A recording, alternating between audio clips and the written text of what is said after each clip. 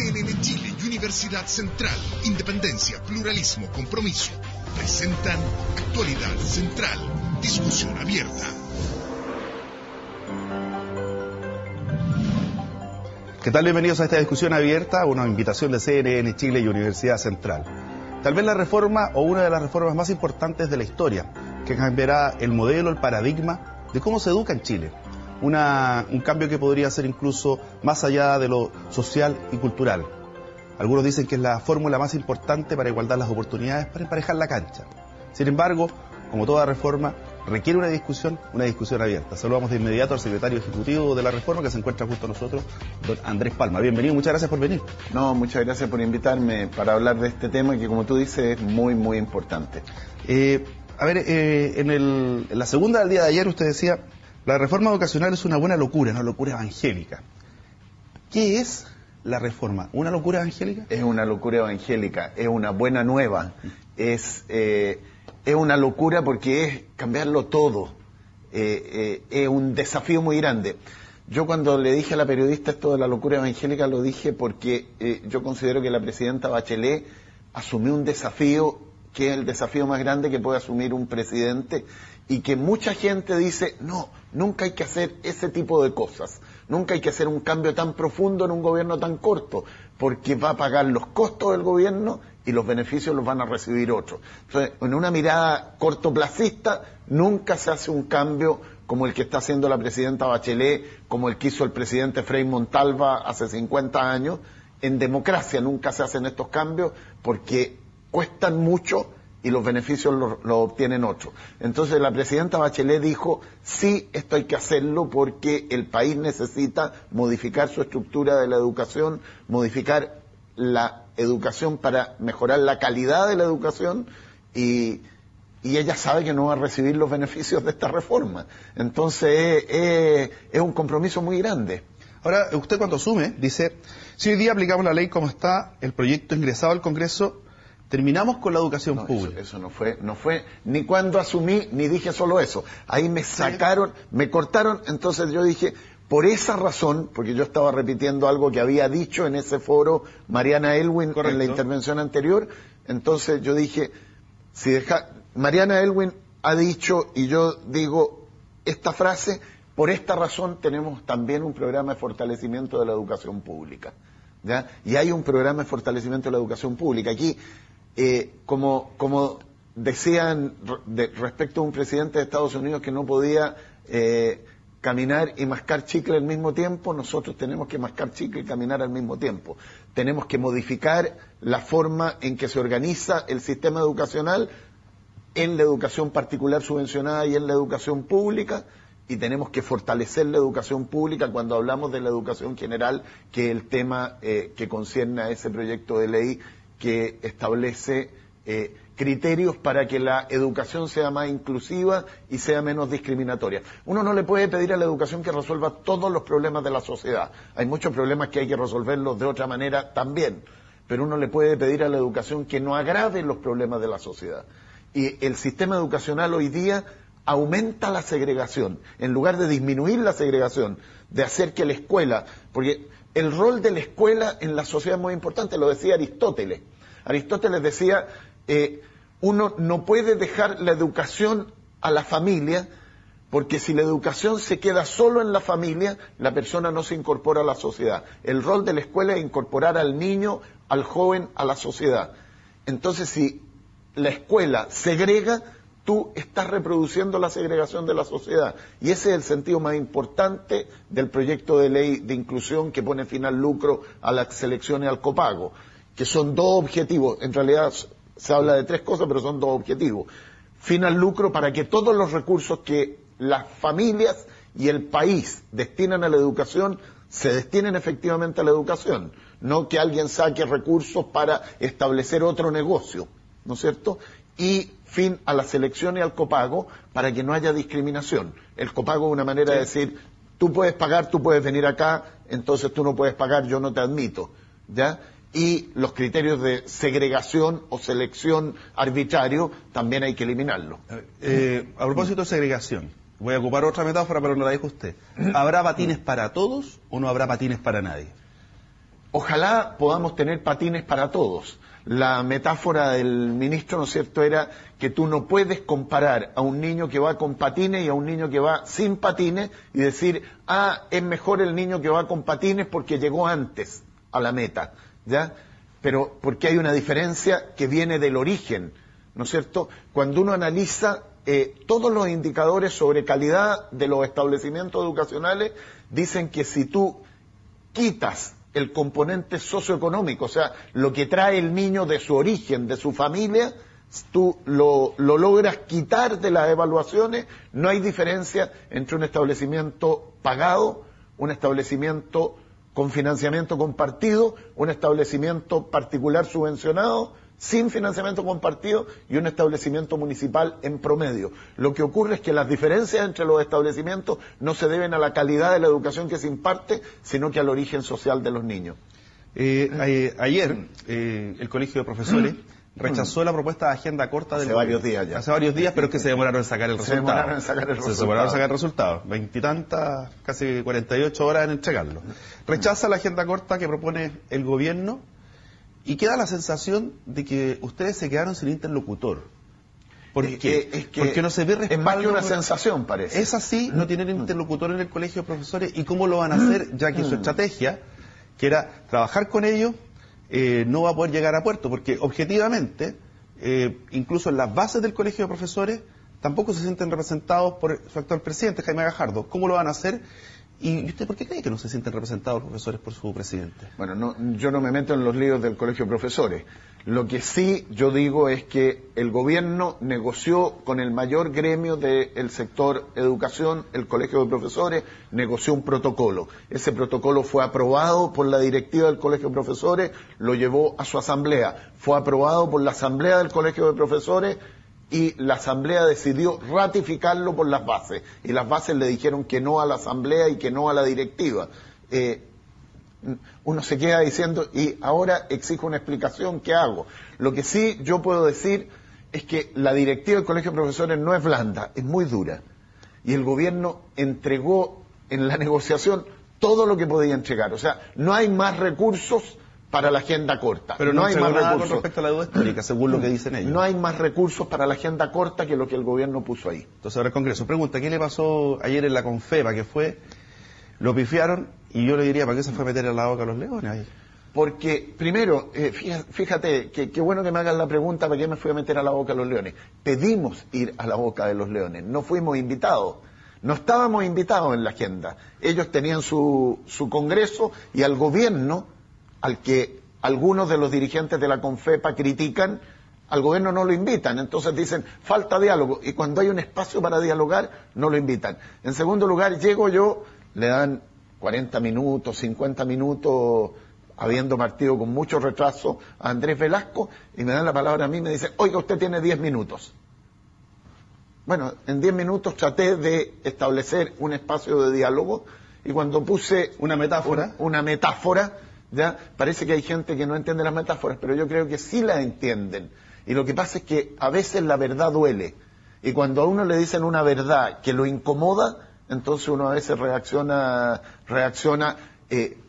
molestándose. Y yo creo que eso fue lo que pasó. Rol de los estudiantes de la Confecha en especial, que durante este día sábado van a votar si siguen con los diálogos con el ministerio, porque dicen, mira, ¿sabéis qué pasa? Que no son vinculantes. Pero nosotros le hemos dicho, yo estuve en 2 reuniones con la Confech antes de que ellos aceptaran participar en las mesas de diálogo. Esta discusión la han tenido todos los fines de semana desde antes de que se establecieran formalmente las mesas de diálogo. Por lo tanto, hemos estado dialogando con ellos de manera permanente y ellos siempre han dicho, queremos que sea vinculante.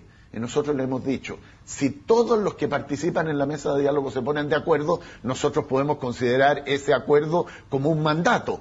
Pero si en la mesa de diálogo unos opinan A, otros opinan B, nosotros ponderaremos las distintas opiniones. No podemos decir, ¿sabe? La opinión del Confecha es vinculante. ¿Y la opinión del Confepa es vinculante o no es vinculante? ¿Y la opinión de la CONACEP es vinculante o no es vinculante? ¿Y la del Colegio de Profesores es vinculante o no es vinculante? ¿Y la del Consejo de Rectores es vinculante o no es vinculante? Si todos tienen una misma opinión de lo que hay que hacer, querrá decir que por ese camino tendremos que ir. Pero si hay distintas opiniones, ¿cómo vamos a decir esta es vinculante y esta otra no? Bueno, Andrés, vienen varios temas que vamos a profundizar. Tenemos también un importante panelista que va a estar junto a nosotros. Gratuidad, calidad, rol del crunch, en fin. Entramos de lleno ya en lo que es la reforma. Después de esta pausa, ya volvemos. Ya estamos de vuelta, reforma educacional, tema que nos convoca. Saludamos a nuestro panelista integrado ya, Rafael Rosell, abogado, magíster en Ciencias Políticas y rector de la Universidad Central. ¿Cómo está, Rafael? Bienvenido. Muy bien, muchas gracias por la invitación. Pregunta para los dos. ¿Quién la contesta? ¿A cuál primero? ¿Quién quiere contestarla primero? Cuesta mucho entender la definición de calidad en la educación. Porque dice educación de calidad. Tal vez si uno la entendiera mejor, sabría, por ejemplo, por qué se requieren tal cantidad de recursos para poder llevar la calidad hacia los alumnos, hacia los estudiantes en general. ¿Cómo definiríamos calidad, Rafael Rosell? Es una pregunta extraordinariamente compleja, porque la calidad... La pregunta no es compleja, la respuesta es la muy compleja. Requiere una serie de elementos. La verdad es que hay que ponerse de acuerdo con respecto a lo que entendemos por calidad. Calidad, para eso necesitamos parámetros, necesitamos requisitos, necesitamos estándar, y esos estándares necesitamos conversarlos, ¿no? Por ejemplo, cuando hablamos de la prueba inicia, la prueba inicia genera estándares. Por lo tanto, el que cumple esos estándares entendemos que es un profesor que tiene más o menos calidad, pero esos estándares están definidos de antemano, digamos, no después, ¿no es cierto? Ahora, dentro del mismo seno de los profesores, hay algunos que dicen que lo importante es enseñar bien. Y otros dicen que también requiere los contenidos que enseñar, y no solamente enseñar bien. Bueno, ahí tenemos definiciones de estándares anteriores. Por lo tanto, cuando tú me preguntas de calidad, y eso es un tema que a mí me parece que es relevante colocarlo en el centro de la conversación, es definir como país qué entendemos por calidad. Dos elementos que yo escuchaba ayer. Inclusión, me parece que tiene que estar dentro del concepto, ¿no? No discriminación, también tiene que estar dentro del concepto de calidad hoy día, fundamentalmente. Pero hay otras cosas más, ¿no?, de lo que vamos a entender por calidad. Por lo tanto, definir calidad así es muy difícil. Hay mucho escrito, hay mucho paper con respecto al tema, y yo creo que amerita una discusión mayor. Por cierto, yo creo que sí. Como dijo usted, calidad, fácil la pregunta, difícil la respuesta. No, yo creo que la respuesta es, medir la calidad es difícil, pero comprender la calidad no es difícil. Lo que ocurre es que, ¿cuál es el objetivo de la educación? Porque ¿qué es lo que es educación de calidad? Uno tiene que preguntarse cuál es el objetivo de la educación. Entonces, el objetivo de la educación cumple básicamente dos roles en la sociedad, ¿no es cierto? Ayudar a que la persona crezca en el desarrollo de sus capacidades, y eso es enseñar a aprender y enseñar contenidos, y al mismo tiempo que la persona aprenda a vivir en sociedad. Esos son los dos roles que tiene la educación.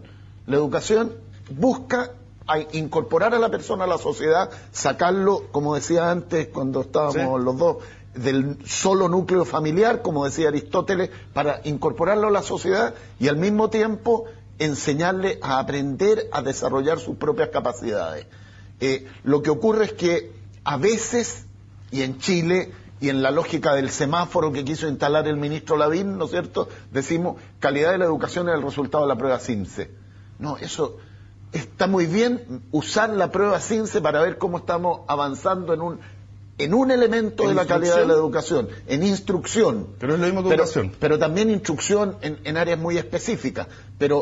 Y está muy bien usarlo en esa perspectiva. Pero decir calidad de la educación es el CINCE, CINCEmizar la educación ha sido un defecto de las políticas públicas en el pasado reciente, y eso es calidad, pero no es toda la calidad. Ahora, vienen 6 proyectos: reforma de la educación superior, técnico profesional, educación pública, materia docente, en fin. Solo 6. Solo 6, y ya se presentaron los otros.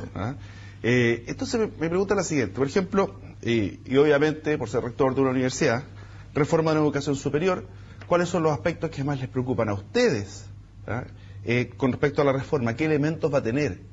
¿Qué instancias de diálogo tienen las universidades privadas para poder encontrarse con el ministerio? Porque usted no puede entrar al crucho. Entonces, ¿qué le preocupan a usted y de qué manera ahí aprovechamos de preguntarle a Andrés de cómo vamos a ir recogiendo estos diálogos ciudadanos, pero también de actores, como en este caso son las universidades privadas como esta? Mira, yo creo que hay muchísimos aspectos. Primero, lleguemos a un acuerdo básico, que nuestra educación es segregada, ¿no? Y eso está absolutamente comprobado. Y probablemente una de las más segregadas del mundo. Ahora, la segregación no parte en la universidad. La segregación parte en el jardín infantil.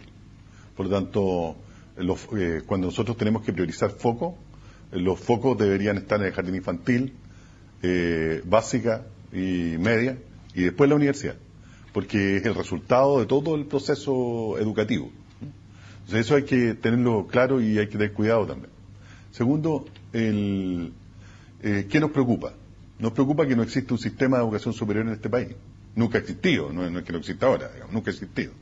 Entonces, por lo tanto, cuando nosotros generamos leyes para la educación superior, tiene que ser sistémica y saber perfectamente dónde estamos apuntando en la educación superior. Tercero, se habla del reforzamiento de la educación pública y a mí me encantaría saber después si ese es un reforzamiento de las universidades estatales, digamos, ¿no? Porque cuando hablamos de pública, nuestra universidad, con los 31 años que tiene, entiende que la educación es un bien público, es un derecho, y por lo tanto nosotros estamos entregando bienes públicos. Y nos sentimos con vocación pública. Y esa es una discusión que está en la academia, pero también está en las personas. Cuarto lugar, ¿qué va a pasar con las universidades privadas de aquí a 6 meses, 1 año, 2 años? No tenemos idea, no sabemos. Yo creo que hay cierto temor de los actores de la educación superior, especialmente de las universidades privadas, de no tener claridad de cuáles son los parámetros con que nosotros vamos a tener que actuar con posterioridad. Discúlpame, nosotros tenemos que planificar, es por un ejemplo súper básico, necesitamos planificar o realizar alguna planificación estratégica en la universidad. ¿Cómo lo hacemos? ¿Lo hacemos con el arancel de referencia? Sí, no. Lo hacemos con el 20% más o menos de alumnos vulnerables, que nuestra universidad debe tener como el 50%. Por lo tanto, eso lo pasamos, digamos, sin problema. Lo hacemos con esta misma forma de acreditación. Vamos a cambiar el sistema de acreditación que existe actual, que es un sistema sancionatorio y no es un sistema que hace seguimiento del avance de la calidad de la institución, que es lo que buscamos, evidentemente. Aquí, lo primero... Demasiadas preguntas, pero las podemos desglosar porque las anoté todas, mira. Andrés... a ver, yo quiero recoger una cuestión que yo creo que es muy importante. Efectivamente, aquí hay que mirar sistémicamente el tema de la educación en general y de la educación superior en particular. En eso estamos trabajando. Las mesas de trabajo que se han establecido, 25 que después quedaron en 24 porque un par se fusionó, ¿ya? 5 sobre la educación superior, han estado trabajando los distintos actores de la educación superior participando en ella. Nosotros le damos mucho valor a ese trabajo que está culminando en un par de semanas más cuando nos entreguen los informes de ese trabajo y lo vamos a considerar en la estructuración de las propuestas. Nosotros estamos trabajando en las propuestas, pero si al mismo tiempo tenemos mesas de trabajo, de diálogo con las distintas instancias, no podemos decir, ya tenemos lista la propuesta y la vamos a presentar, mientras las mesas de trabajo que nos están haciendo aporte están todavía funcionando. La idea de esas mesas es que nos hagan aporte al gobierno para perfeccionar, mejorar o cambiar las propuestas que nosotros hemos estado trabajando en un sentido de ampliar los espacios de participación y de diálogo. ¿Hay sistema de educación superior en Chile? Yo creo que no hay un sistema de educación superior porque la verdad es que hay un sistema. Sí hay un sistema, pero nosotros no queremos ver que hay un sistema. En la educación en general hay un sistema que fue impuesto en el año 80, 82 por la dictadura sin ninguna participación de ningún actor, que contaba inclusive con la oposición de la imposición de ese sistema del expresidente Jorge Alessandri, que no creía en ese sistema. Ese sistema se llama mercado. El sistema con el cual se rige la educación superior y en general la educación en Chile es el mercado. Entonces, ¿cuál es la lógica del mercado? La lógica del mercado es haz lo que sea para que tú tengas más ingresos, en el caso de la educación superior, no para que lucres, es decir, retires de la educación superior los recursos, pero sí tú te tienes que autofinanciar. ¿Y cómo te autofinancias? Si, teniendo más alumnos, cobrando más caro, desarrollando menos actividades productivas desde el punto de vista de la sociedad, pero poco productivas desde el punto de vista de los ingresos de la universidad. Entonces, ese sistema es un sistema que no ordena la educación superior hacia una educación superior de calidad, una educación superior que es lo que necesitamos que aporte al país. Y ese sistema tenemos que cambiarlo y ese es parte del proceso de diálogo. O sea, el mercado es un sistema que no sirve en la educación. No sirve en la educación superior, ni sirve en la educación básica media. Es un sistema que lleva a lo que decía el rector, ¿no es cierto?, a la segregación, a la discriminación, a la calificación por criterios que no son de calidad de los resultados de la educación. ¿Con quién se dialoga en la educación superior, más allá de obviamente de las federaciones, sino que me refiero con qué rectores dialoga el ministerio, de qué manera va recogiendo las opiniones? Porque tenemos, yo desde el punto de vista de un periodista digo aquí, hay dos actores, el CRUCH y el resto. ¿Cómo se hace para dialogar con el resto? Porque el CRUCH está en una posición privilegiada. De hecho, el ministro de Educación preside el CRUCH y el CRUCH es un organismo asesor del ministerio. ¿Cómo lo hacen con el resto, incluida la técnico profesional? Bueno, hay dos procesos en marcha, ¿no? Digamos, un proceso formal, que son los diálogos ciudadanos, donde hemos invitado a todos los actores de la educación, no solo al CRUCH, que son los rectores, son las instituciones. También hemos invitado a las asociaciones de académicos, hemos invitado a las agrupaciones de estudiantes, hemos invitado a las distintas agrupaciones de universidades también. No solo el CRUCH, también el CUP, también el CUESH, también el CUESH y también el G8. Se enoja el padre Montes, pero el otro día me explicó el padre Montes por qué él rechazaba, porque él dice es que el G8 es de menor categoría que el CRUCH. Bueno, pero esa es la institucionalidad que existe hoy día. ¿Y se va a cambiar? Al CRUCH no lo hemos invitado nosotros. Si estamos planteando un nuevo sistema en torno a la educación superior, entonces tenemos que revisar también la institucionalidad de la educación superior. Por ejemplo, formar una asamblea que constituya a todas las universidades, porque ¿sabe lo que pasa? No voy a emitir una opinión que me comprometa respecto a lo que va a salir mientras no tengamos el fin de las etapas de diálogo. O sea, después podríamos tener algo de luz. Después vamos a tener algo de luz, pero el gobierno está escuchando en este momento a los distintos actores y hemos invitado a los distintos actores, entonces esperemos que nos entreguen los actores las distintas opiniones. Ahora, la incerteza que manifestó Rafael recién, diciendo no sabemos a qué atenernos ni podemos proyectarnos, ¿es justificada esa preocupación? No, yo creo que no. Yo creo que mientras no se cambian las reglas del juego, se juega con las reglas del juego que hay. Y mientras se participa, claro, hay una cierta incerteza, pero uno puede planificar. Especialmente una universidad como la Universidad Central, que es una universidad que efectivamente es una universidad sin fin de lucro, que tiene inclusión, que es muy autogestionada, ¿no es cierto? Uno dice, probablemente lo lógico en el espacio de discusión que hay es que le van a cambiar poco las reglas del juego a la Universidad Central. Hay otras universidades a las cuales les pueden cambiar más las reglas del juego. Ahora, en ese sentido, está el Sistema Nacional de Admisión, el DENRE. Y en el Sistema Nacional de Admisión solamente también pueden ingresar algunas. Y eso, de alguna forma, no sé... Perdón, pero no solo pueden ingresar algunas. O sea, pueden ingresar todas las que quieran ingresar y que estén acreditadas. Las que no pueden ingresar son las que no están acreditadas. Pero hasta el 2017 no se puede entrar. Hasta el 2017 no se puede entrar. ¿Estoy equivocado? Sí, no está equivocado. Lo que pasa, probablemente Andrés no sabe, pero mira, hay varias universidades, incluido la nuestra, que cumpliendo todos los requisitos para estar en el DEMRE, nos han respondido 2 veces que no podemos entrar al DEMRE. lo que tiene consecuencias serias para la Universidad Central, ¿no es cierto? Entonces el G8 se podría transformar en G20, digamos, en algún momento. Por lo tanto, probablemente eso le molesta al padre Monte y dice, oye, no institucionalicemos algo que no está institucionalizado, ¿no? Porque están agrupados por estar agrupados. El DEMRE es muy importante para nosotros. Pero hay varias universidades que están en... Las 8.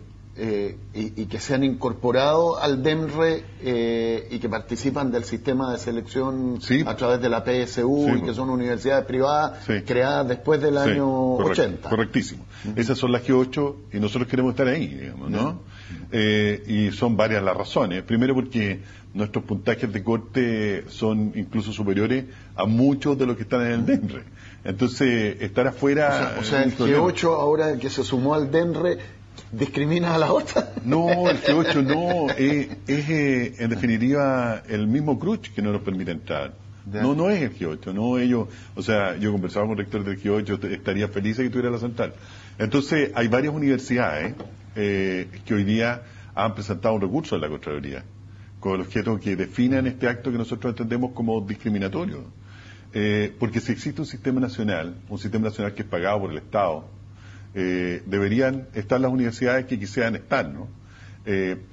Hay algunas propuestas que te dicen, mira, nosotros estamos analizando todavía lo que pasa con el informe Pearson, dice el CRUCH, y por lo tanto cuando terminemos de analizarlo, recién vamos a ver si ustedes van a poder entrar.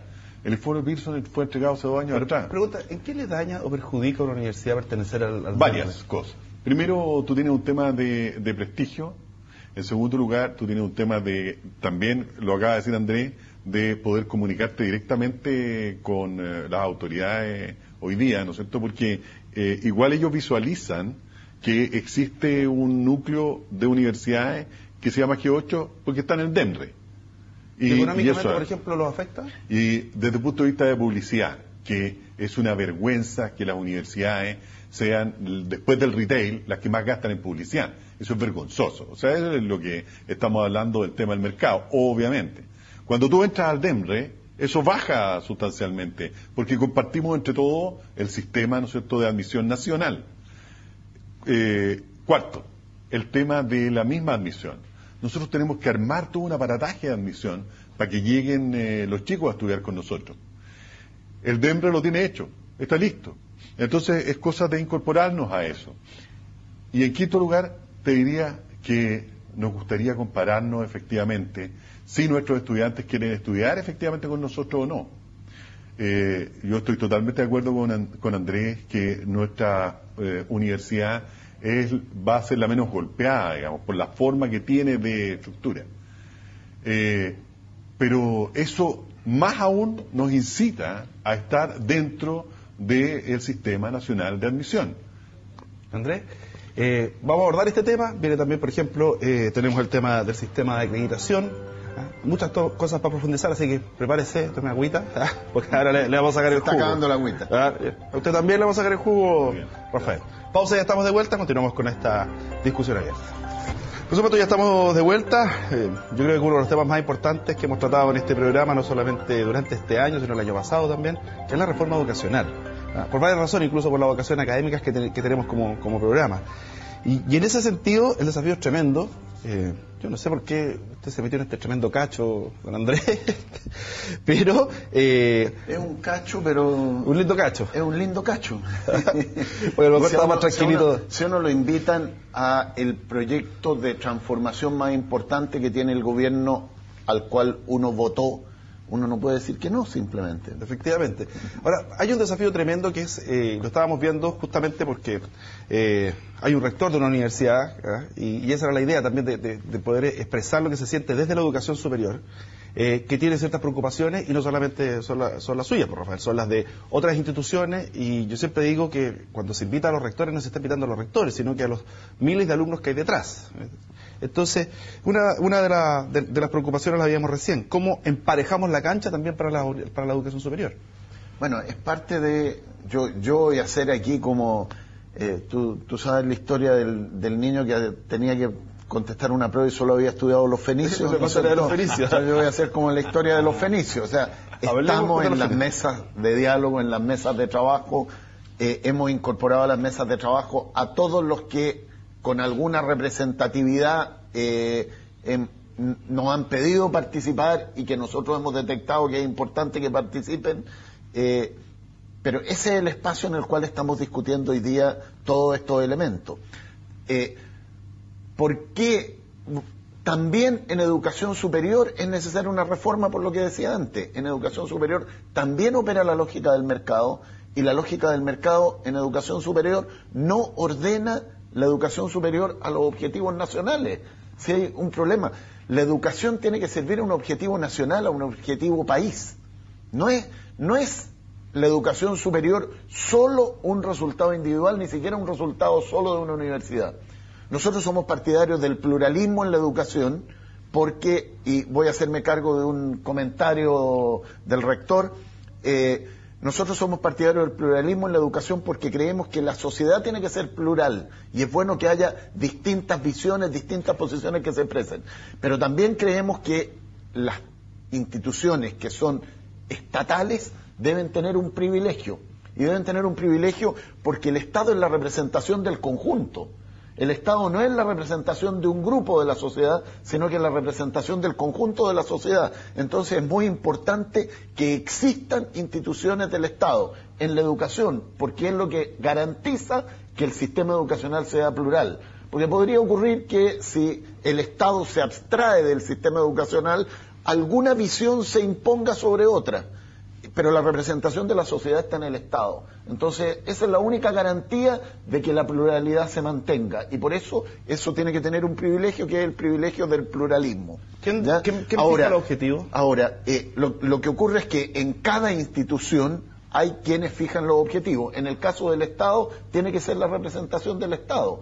La orientación final de la educación pública la fija el Estado.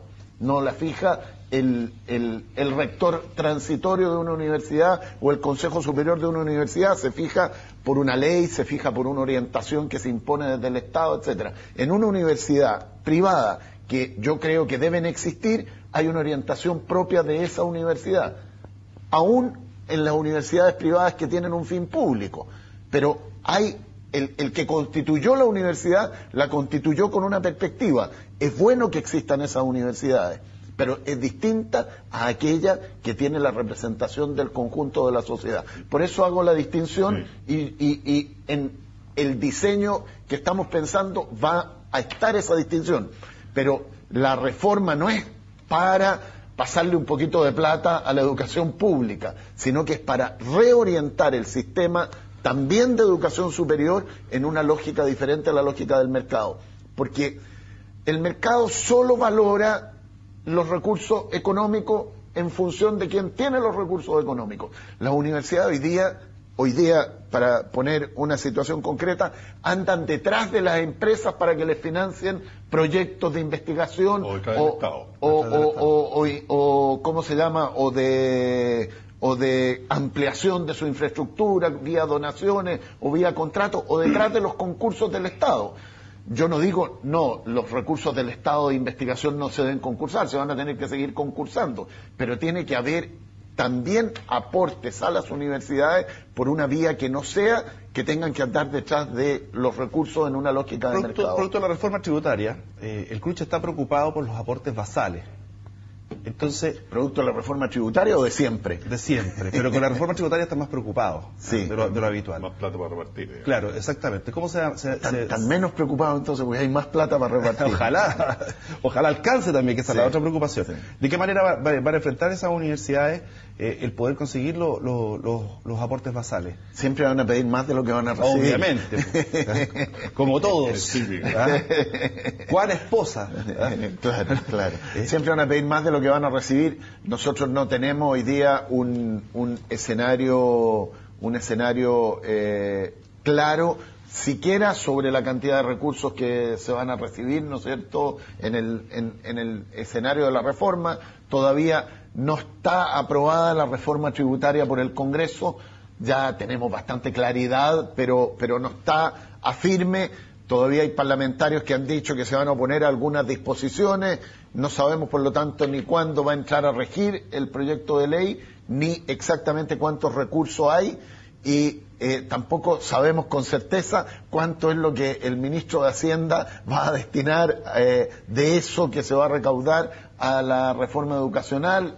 Son elementos que todavía están en discusión, pero y por lo tanto nosotros no podemos decir, oye, vamos a disponer de estos recursos y los vamos a repartir de esta manera. Eso todavía no podemos emitir una opinión, aunque tenemos claro, y yo lo he dicho el ministro de Educación, ¿no es cierto?, la mayor parte de los recursos va a ir donde está la necesidad más importante, que es la educación inicial y la educación general de esta reforma tributaria, pero también vamos a cumplir el compromiso, por lo menos en eso hay una palabra establecida, ¿no es cierto? Al final de este gobierno, el 70% de los jóvenes perteneciendo al 70% más vulnerable, más pobre de la sociedad, van a tener gratuidad en cualquier establecimiento de educación superior. Acreditación. ¿Sí? Antes de eso, yo quisiera hacer una pequeña observación a lo que dijo Andrés con respecto al tema de la educación y darle énfasis a la educación estatal en el caso de la universidad estatal. Yo he escuchado a dos rectores que dicen, nosotros ahora vamos a duplicar nuestra matrícula. Dos rectores de universidades estatales. De universidades estatales, exactamente. Dudo que cualquiera pueda hacerlo, no sé, sí, no son tan chicas como para duplicar la matrícula. Es terrible. Entonces, eso es una señal, que es una señal que nosotros estamos recibiendo, ¿no? Segundo lugar, cuando nosotros hablamos de privilegiar las universidades estatales, lo que a mí me parece correcto, es la línea, digamos, ¿no? Nosotros tenemos que tener conciencia de que siempre va a estar al frente la autonomía universitaria. Por lo tanto, la imposición de objetivos por parte del Estado va a tener una resistencia de los académicos, porque te van a establecer la autonomía universitaria como un elemento importante desde allí. Lo que pasa es que hay un diálogo que hay que tener entre los objetivos generales del país y la autonomía universitaria. Está bien. Nosotros creemos, el gobierno cree en la autonomía universitaria, pero la autonomía universitaria, en el caso de las universidades del Estado, tiene que estar dentro de un ordenamiento que sea el ordenamiento que se fija el país. No puede, para poner una caricatura, pero extrema, una universidad del Estado no puede decir, ¿sabe? Yo voy a privatizarme enteramente, voy a vender todos mis activos. ¿No es cierto? Sí. Es una caricatura, es un absurdo. Sí. Porque tiene que cumplir una función, porque el Estado es la representación del conjunto de la sociedad que se da en el Estado, fija la existencia de esa universidad. Eso no lo pueden alterar los académicos y los funcionarios y los estudiantes de una universidad estatal, pero van a gozar de autonomía para desarrollar dentro del marco que la sociedad les fija el proyecto de crecimiento de esa universidad de acuerdo a las reglas de calificación y certificación que se van a construir para evaluar el desempeño de cada universidad. Andrés, y en ese caso, una universidad religiosa va a poder conseguir ese apoyo, y cómo va a tener autonomía cuando la plata en el fondo va a venir del Estado. A ver, bueno, hoy día la Universidad Católica de Chile, para poner un ejemplo, tiene un fuerte aporte del Estado, la mayor parte de su presupuesto proviene del Estado, es proporcionalmente a su carga de investigación y a su carga estudiantil, la universidad que tiene más recursos provenientes del Estado y tiene autonomía. O sea, las autoridades de la Universidad Católica y la orientación de la Universidad Católica la fija la congregación del Vaticano. O sea, ¿no? va a poder replicarse. Voy a acreditación porque siempre he dicho lo mismo desde el punto de vista de un lego. Me cuesta entender el sistema de acreditación. Me cuesta entender que de repente una universidad tiene la gran mayoría de sus carreras acreditadas, pero no la universidad, porque se acredita por carrera. Requiere una revisión el sistema de acreditación, y por dónde viene ese sistema. ¿Cuáles son las principales fallas? Mira, requiere una revisión profunda. el sistema de acreditación chileno hoy día. Yo creo que fue un gigantesco avance el que tuviéramos y el que tenemos hoy un sistema de acreditación. Yo creo que hemos avanzado bastante, pero aprendimos de los errores. Y por lo tanto, si aprendimos los errores, hay que profundizar en el sistema para efectivamente cambiar. Lo que hoy día podemos observar dentro de, por ejemplo, lo que hace la CNA, es una foto a un momento determinado de la historia de la universidad, y esa foto la califica bien o mal. Pero cuando nosotros estamos hablando de calidad, nosotros tenemos que hacer seguimiento de eso. Entonces, si calificamos algo que no está bien, nosotros acompañamos a la institución durante 1, 2, 3 años para que ella mejore su calidad, si entendemos que no está bien en su calidad. No tenemos que dejarla sola y después de los 3 años volver de nuevo, sacar la foto y decir si está bien o está mal. Eso no es bueno, eso es muy malo para la calidad que estamos buscando, ¿me entiendes? Entonces yo creo que el sistema tiene que estar orientado más bien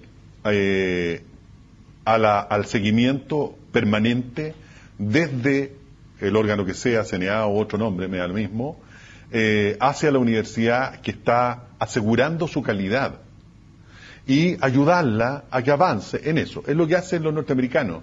Con las acreditadoras norteamericanas hacen eso. Y a ti te siguen, ¿no? Y van cada 2, 3 meses y van viendo cómo tú vas evolucionando. Entonces, de partida ya es un punto focal que es importante. El segundo es la acreditación de carrera. Cuando tú ves el panorama europeo de acreditación, te das cuenta que allí radica fundamentalmente la acreditación de carrera. Entonces, tú casi no vas a estudiar a tal universidad, sino que vas a estudiar a la carrera que da e imparte esa universidad, porque esa es la relevante. En Estados Unidos, más bien tiene un enfoque hacia la acreditación institucional. Los dos son un mix importante, pero tenemos que darnos cuenta que cada vez que tú acreditas una carrera dentro de una universidad, la atención que produce en la universidad es igual que la atención de una acreditación institucional, porque están todos preparando y ayudando a que esa carrera sea acreditada. Quiero decirte más, la Universidad Central hoy día tiene cerca del 76 a 80% de sus estudiantes en carrera acreditada, un esfuerzo que hemos hecho gigantesco. Entre 4.6 a 6 años están todas nuestras carreras acreditadas, nos faltan 4 o 5. Entonces, eso tiene que marcar también una pauta de calidad. Entonces, no solamente es la institucional, sino que también la de carrera. Y ahí hablamos del tema del mercado, correcto, que acaba de decir Andrés. Voy a terminar eso. Sí. Algunas universidades privadas, yo he escuchado a algunos rectores de universidades privadas que dicen, no, yo no voy a acreditar a las carreras porque me sale muy caro. Entonces yo me acredito institucionalmente y me olvido las carreras porque sí, nomás, para no gastar tanto dinero. ¿Te fijas, no? Y para nosotros hemos hecho una apuesta y las carreras son importantes. El punto está hoy día en que la orientación de la acreditación son con parámetros y estándar. Subamos a los académicos jornada completa, sí, pero para eso requerimos plata. Hagan más investigación, también, pero para eso requerimos plata. ¿Me entiendes? Entonces, cuando nosotros estamos hablando de acreditación, estamos también, para mejora, hablando de mayores recursos a las universidades que requieren mejorar su calidad. O sea, con más plata me acredito mejor. Vamos a una pausa y entramos al tema de acreditación con usted, Andrés, para sí, yo voy a decir que estoy totalmente de acuerdo con lo que está diciendo el rector y es parte de lo que tenemos que discutir en el proceso de nueva institucionalidad de la educación superior. Hay que evitar los títulos de baquelita. Hay que evitar las universidades que son cero... Lo ha dicho el ministro de Educación, ¿no? Hay que evitar las universidades que son cero aporte. Sí. Hay que evitar un montón de cosas y eso... yo lo único que agregaría es que la acreditación tiene que ser obligatoria. Pausa y ya estamos de vuelta. Estamos de vuelta con esta conversación abierta que...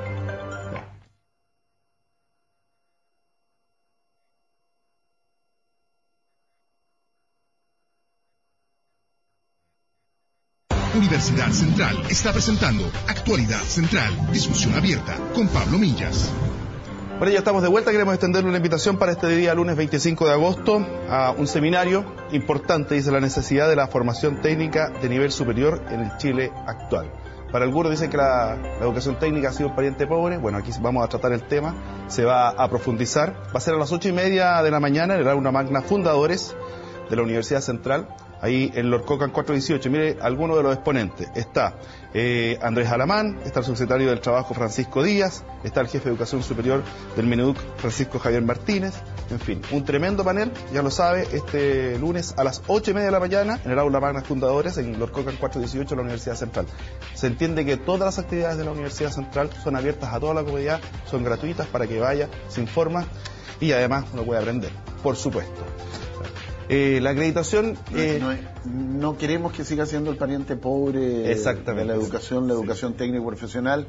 Creemos que es muy importante, bueno, tenemos las mesas también sobre educación técnico profesional, pero creemos que es muy importante poner de relieve este tema, porque uno de los defectos que tiene el sistema educacional hoy día, uno de los defectos, uno puede hacer listas de defectos, listas de mérito también puede hacer, pero uno de los defectos que tiene el sistema educacional es que tiene la educación técnico profesional en el nivel general y tiene la educación técnico profesional en el nivel superior, y no hay diálogo entre el nivel general y el nivel superior. O sea, un joven que ha estado estudiando motores de combustión, no sé si hoy día son todavía los motores de combustión, claro.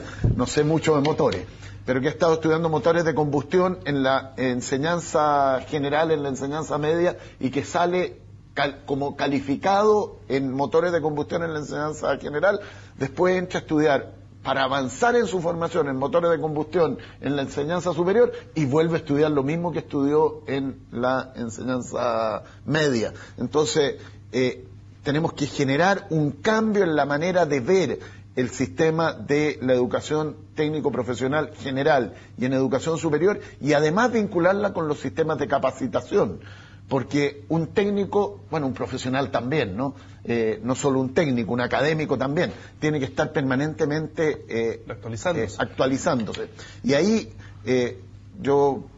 dentro de las propuestas que estamos trabajando y estamos viendo una fuente de financiamiento especial es no solo crear los 15 centros de formación técnica estatales que están anunciados en el programa de gobierno de la presidenta, sino que también crear 15 centros de alto entrenamiento para ir actualizando la formación de los jóvenes y los expertos en educación técnico profesional, porque eso siempre requiere mucha inversión en innovación. La tecnología está cambiando permanentemente. Yo decía el ejemplo, motores de combustión, ahora son motores de inyección, si no me equivoco. Yo no sé cuál es la diferencia. Cuando ahora el motor del auto, para mí es un motor. Uno se le pasa un pañito y otro un plumero. Claro. Oigan, pero lo que estoy diciendo es que esa tecnología está cambiando a una velocidad tan grande que un técnico tiene que estar permanentemente formándose, y por eso dentro de las propuestas está estos 15 centros de alto entrenamiento también. Permíteme agregar, André, a lo que ha dicho Andrés, lo siguiente. En la universidad tenemos nuestras carreras técnicas que están articuladas con el pregrado. Yo creo que a lo que se refería Andrés es esencial en el sistema, cuando tengamos un sistema de educación superior, son las articulaciones. Que conversen los sistemas. Que desde la enseñanza media técnica vaya conversando, vaya articulándose a la técnica de educación superior, de esta al pregrado a través de alguna carrera, y que pueda llegar a un doctorado. O sea, es una línea directa que no tendría por qué incluso estar separada y fuera de la misma universidad. Podría estar perfectamente articulada dentro de la universidad, y es lo que queremos hacer. Y es la discusión que va a venir el lunes. Y entre universidades y entre los distintos sistemas. Porque, claro, hay universidades que se han constituido a partir de institutos profesionales, ¿no es cierto? Justamente porque tienen el énfasis en la carrera técnica y necesitaban dar una continuidad. ¿Andrés? Pero parte de los cambios que hay que hacer en el sistema también es la movilidad horizontal. Sí, los países desarrollados tienen mucho mayor movilidad horizontal. Aquí las universidades, los institutos profesionales, los centros de formación técnica quieren conservar sus estudiantes adentro cuando parte de la riqueza que tiene que tener un sistema educacional de avanzada, digámoslo así, es que también haya mucha movilidad horizontal, mucho diálogo entre pares. Andrés, última pregunta. ¿Cómo se presentan los proyectos de ley? ¿Cómo se hace la política del día a día cuando el fuego enemigo es el esperado, es el de que me escondo y me protejo, pero también viene fuego amigo? Y justamente viene de su propio partido, la Democracia Cristiana. Última pregunta, bueno, y la política. Yo, Yo, sobre el tema del fuego amigo, del fuego enemigo, yo creo que lo que ha ocurrido con un proyecto de ley, que es el proyecto de inclusión, el que termina el lucro, la selección y el copago, es que hubo poco espacio al trabajo prelegislativo. ¿Ya? Entonces se presentó un proyecto de ley y lo que normalmente, un poco en este diálogo que estamos teniendo con el rector, este es un diálogo prelegislativo, ¿ya? Hay que hacer esta observación, hay que hacer este cambio, uno discute los proyectos con mucho tiempo, ¿ya? Entonces, los proyectos que van a venir en el futuro los estamos discutiendo en mesas de diálogo, los estamos discutiendo en conversaciones cara a cara con actores, digamos, muchos actores, en el caso mío, al ministro, a la subsecretaria, los visitan, les piden audiencia, quiero plantear este tema, y uno va recogiendo esas opiniones. Tengo un cuaderno lleno de observaciones. Faltó eso en el caso de este proyecto, porque el gobierno se estaba instalando, un tema que había que ponerlo sobre la mesa porque es el tema fundamental del cambio, sustituir la lógica de mercado por sustituir una lógica de cooperación, de educación pública, entonces de la educación como un derecho. Entonces había que partir por ahí y no había tiempo para hacer un trabajo prelegislativo. Mal de mucho consuelo del tonto, no solo nos pasó a nosotros con este proyecto, le pasó a Alberto Arenas también con la reforma tributaria, en que también ocurrieron esos mismos problemas, pero así como en la reforma tributaria se pudo resolver eso después y hoy día ya no hay fuego amigo ni fuego enemigo, ya en la reforma educacional esperamos que también en ese proyecto y en otros, si la veo y me va a dar 30 segundos. 30 segundos todo suyo para decir lo que quiera. No, yo no sé si voy a tomar 30 segundos, yo quiero agradecer esta invitación a este panel, esta conversación grata con el rector de la Universidad Central. Quiero aprovechar para decir que estamos muy empeñados, muy comprometidos en el proceso de la reforma, que la reforma es muy importante para el país. Reiterar algo que dije en la conversación inicial contigo, Pablo, que no son frecuentes los gobiernos que están dispuestos a asumir procesos de cambio tan trascendentes cuando los gobiernos duran periodos cortos, como es bueno que duren los gobiernos periodos cortos para que la evaluación de la ciudadanía sea permanente, pero en el fondo hacer una transformación en la educación de la magnitud de la que ha iniciado la presidenta Bachelet, que le encargó al ministro Izaguirre, es algo que sus beneficios se van a ver en 10 años más, en 15 años más, y los van a cosechar otros presidentes, otros ministros. Y eso es algo que uno tiene que reconocer, respetar y respaldar, porque hay una cuestión en la que todos los chilenos estamos de acuerdo: había que hacer una reforma educacional. Rector, cámara 3, toda suya, 30 segundos. Muchas gracias. De agradecer a Andrés que nos haya acompañado y haya sido tan claro además en la respuesta y que las haya asumido todas, ¿no? Para el bien de Chile, hagamos la reforma, pero hagámosla con conversación, efectivamente con diálogo, escuchando a todos.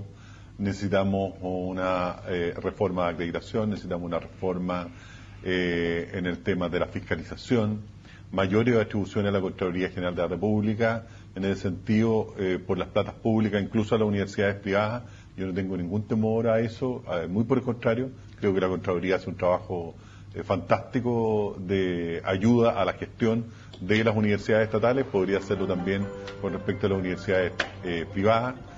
Superintendencia de Educación Superior, pronto, no olvidar que la educación es un derecho un derecho humano, un derecho esencial, y por lo tanto esa es la perspectiva que nosotros tenemos que ver para el país, esa es la mirada que tenemos que dar al país. Gracias a señores panelistas, muchas gracias a usted por habernos acompañado, yo diría, en uno de los temas más importantes de estos últimos años, y por supuesto, no son los temas más importantes para la próxima elección, son para la próxima generación, así que esperemos que esto se resuelva rápidamente, por el bien de todos, por el bien de nuestra generación, de nuestros hijos y hasta nuestros nietos. Nos encontramos el próximo fin de semana.